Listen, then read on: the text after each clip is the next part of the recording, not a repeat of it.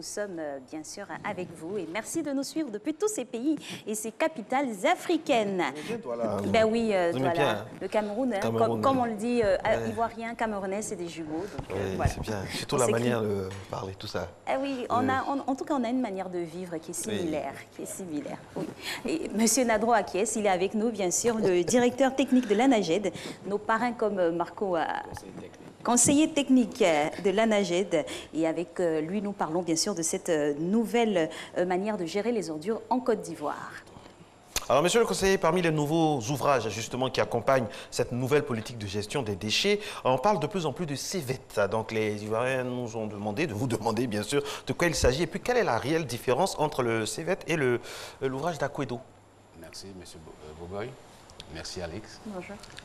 Disons que le centre d'enfouissement technique, c'est un ouvrage dans lequel on fait une excavation qu'on appelle casier.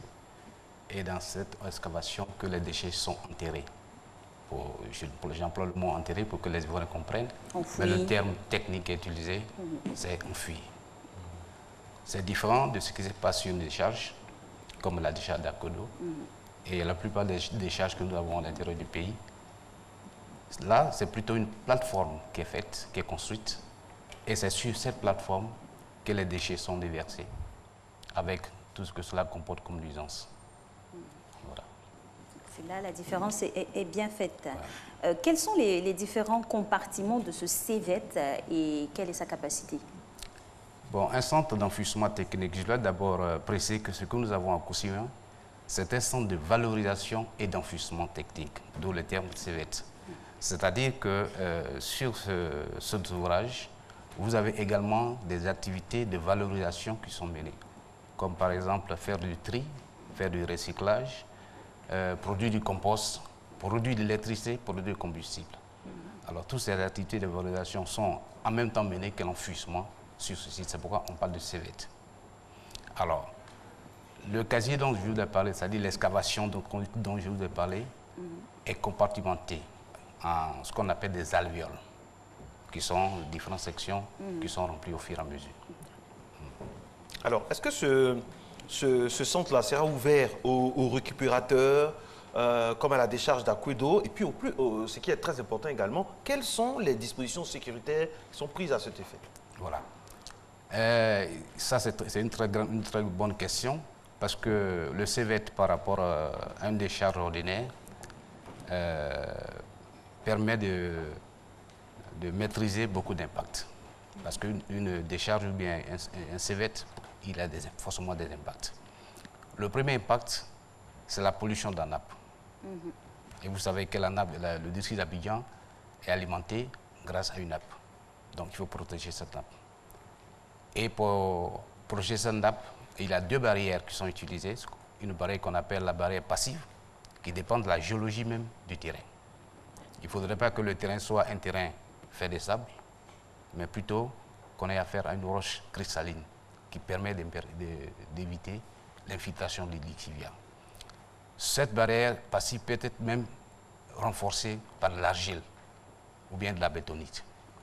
Ensuite, vous avez une barrière active qui est constituée de membranes pour protéger, pour protéger la nappe.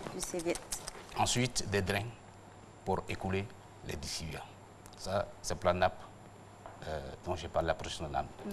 Deuxième impact, c'est la protection des cours d'eau qui peuvent être autour de cet ouvrage.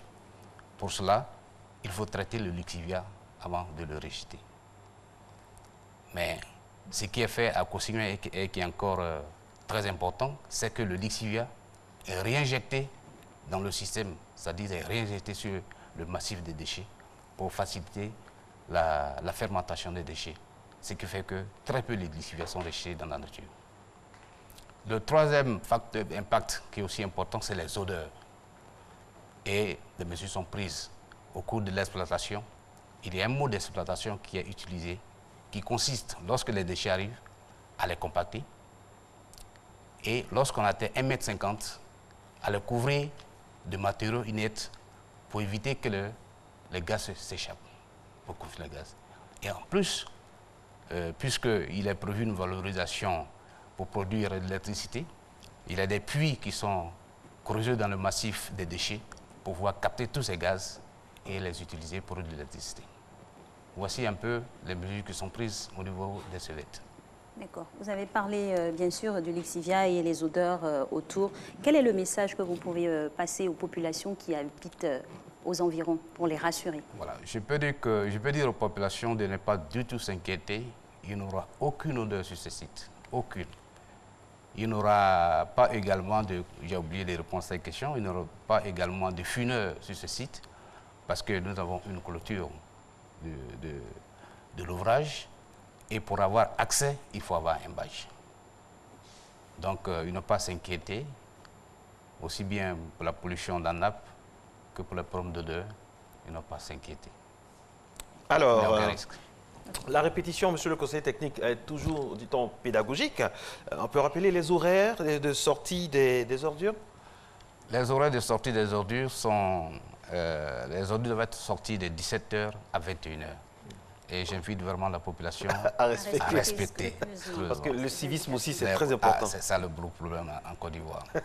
Nous essayons de sensibiliser, mais nous pensons que cela met du temps pour que la population comprenne. Alex, il faut leur dire ça encore. Peut-être que c'est parce que nous sommes des hommes, une dame. Alors, une dame va leur dire, mesdames et messieurs, respectez les heures, s'il vous plaît. C'est pour votre bien, c'est pour notre bien. Écoutez la belle dame. Oui, c'est vrai qu'il a dit mesdames et messieurs, mais c'est plus les dames qui s'occupent de l'intérieur, de la gestion, de la propriété à la maison. Donc, mesdames, les filles de ménage et tout, respectez les heures de sortie des ordures. C'est 6h à 21h.